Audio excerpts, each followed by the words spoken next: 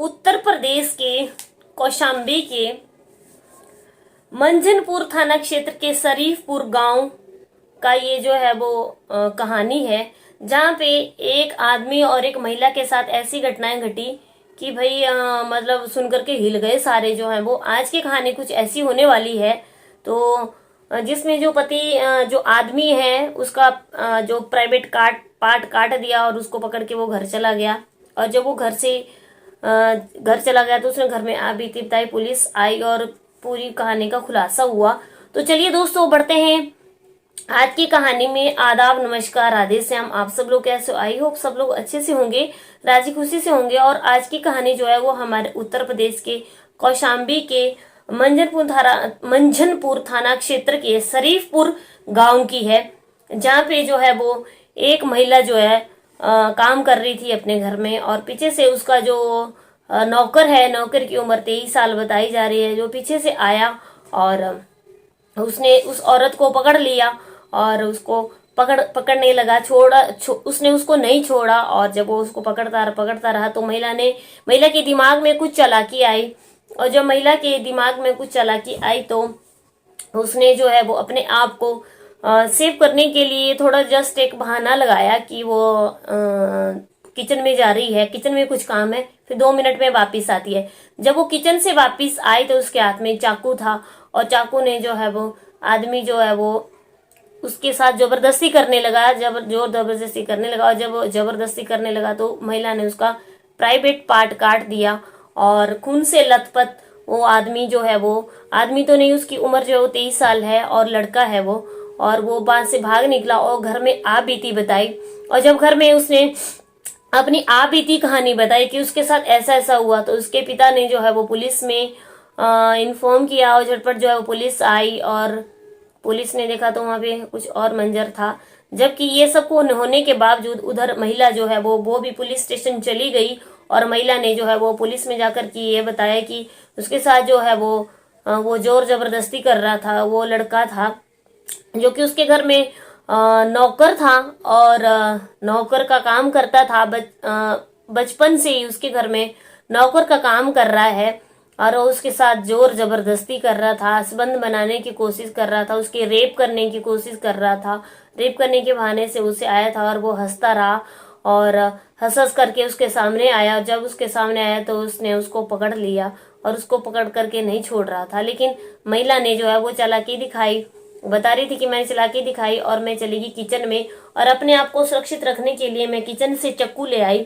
और जब मैं किचन से चाकू लेकर के आ गई तो जब वो मेरे साथ जबरदस्ती करने लगा, बेड पे मेरे को नहीं छोड़ा, तो मैंने उसको उसके प्राइवेट पार्ट को एक चाकू से काट दिया और वो लहूलुहान होकर के वहां से भाग गया।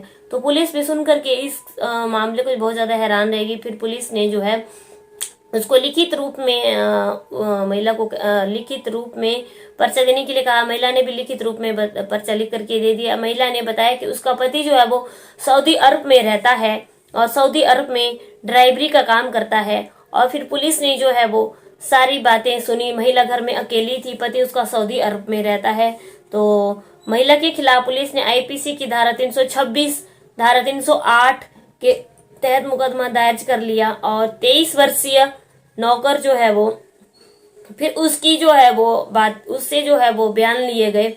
उधर उसके जो नौकर है, नौकर के पिता ने भी पुलिस में सारी बात बताई। और जब उसके बयान लिए गए तो उसने अपने बयान में ये कहा कि वो उनके घर पे जो है वो शरीफपुर गांव में बचपन से ही वो उनके घर में काम कर रहा है, जबकि ऐसा नहीं था कि मैं हंसते हुए आया था। उधर लड़के ने कहा कि क्योंकि वो 23 साल का है तो वो लड़का है, लड़के ने कहा कि मुझे कुछ भी पता नहीं था, महिला ने मुझे अपने पास खुद बुलाया था। और जब महिला ने अपने पास मुझे खुद बुलाया तो मैं उसके पास चला गया। और जब मैं चला गया तो मुझे कुछ भी होश नहीं था, उसने मेरे को बेहोश कर दिया।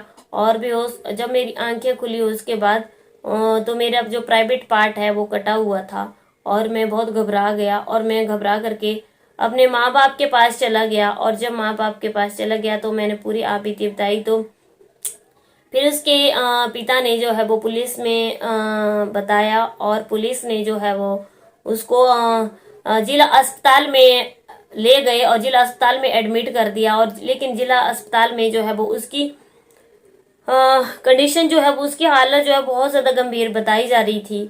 तो फिर वहां से उसके केस को आगे रेफर कर दिया गया और केस जो है वो प्रयागराज में रेफर कर दिया गया और उसको प्रयागराज ले जाया गया, जहाँ पे जो है वो उस युवक की तबीयत जो है वो बहुत ज्यादा गंभीर बनी हुई है।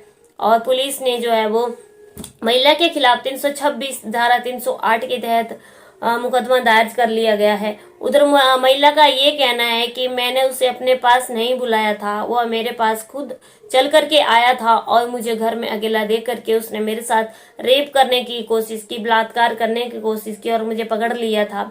जब उसने मुझे जोर से पकड़ लिया था तो मैं वहां से छूटना चाह रही थी, लेकिन वह मुझे नहीं जाने दे रहा था।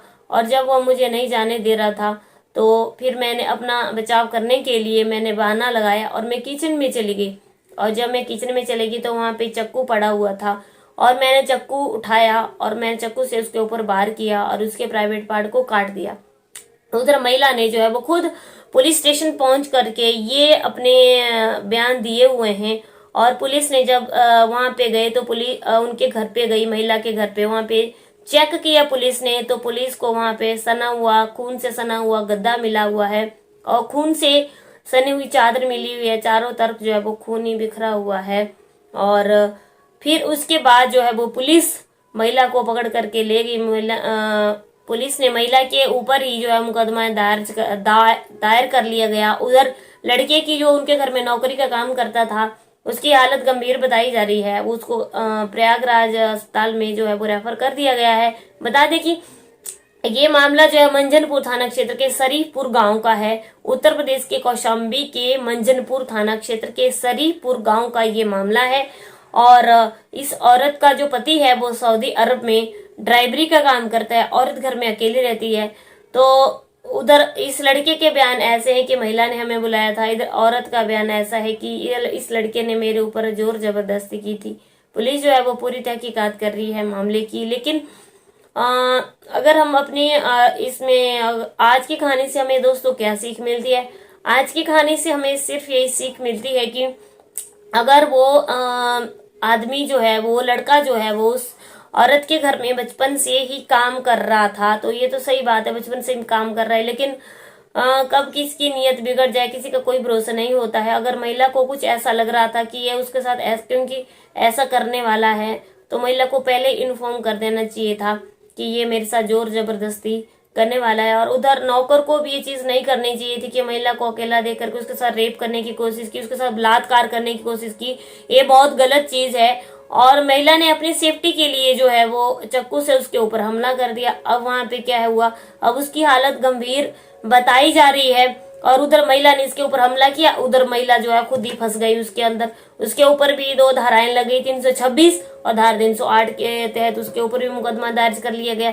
तो दोस्तों मैं आप लोगों से बार बार ये विनती करती हूँ कि अपराध की दुनिया में मत फंसो। अगर आप लोगों को कुछ ऐसा लग रहा है कि हमारे साथ ये चीजें घटित होने वाली हैं, ये घटनाएं हमारे साथ घटने वाली हैं, तो उससे पहले ही आप जो है वो पुलिस में इन्फॉर्म कर लीजिए, क्योंकि पुलिस जो है वो बहुत हेल्पफुल है। पुलिस जो है वो सबकी सहायता करती है।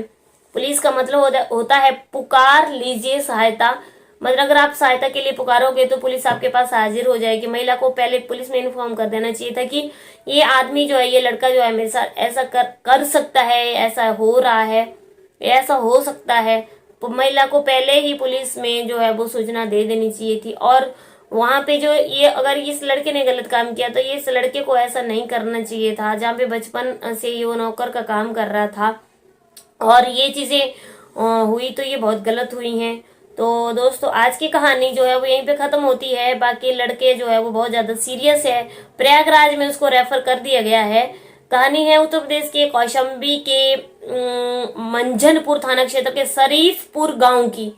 और ये लड़का जो है वो महिला की देखभाल करने के लिए ही वहां पे रखा हुआ था। उसके पति ने नौकरी कर मतलब वो एक नौकर था उनके घर में और महिला की देखभाल करता था। तो नौकर ने महिला को अकेला देख करके उसके ऊपर जो है वो रेप करने की कोशिश की, बलात्कार करने की कोशिश की, महिला का ये कहना है। और उस लड़के का कहना है कि उसने उसको खुद बुलाया है। तो चलिए, आई होप आप लोगों को मेरी कहानी पसंद आई। पसंद है लाइक शेयर कमेंट जरूर करना। मेरे चैनल को सब्सक्राइब नहीं किया है दोस्तों, सब्सक्राइब जरूर करना। मेरे चैनल का नाम है डेली न्यू क्राइम, मतलब न्यू क्राइम की, नए अपराधों की कहानियां आपको यहाँ पे सुनने के लिए मिलती है, नई नई स्टोरी सुनने के लिए मिलती हैं।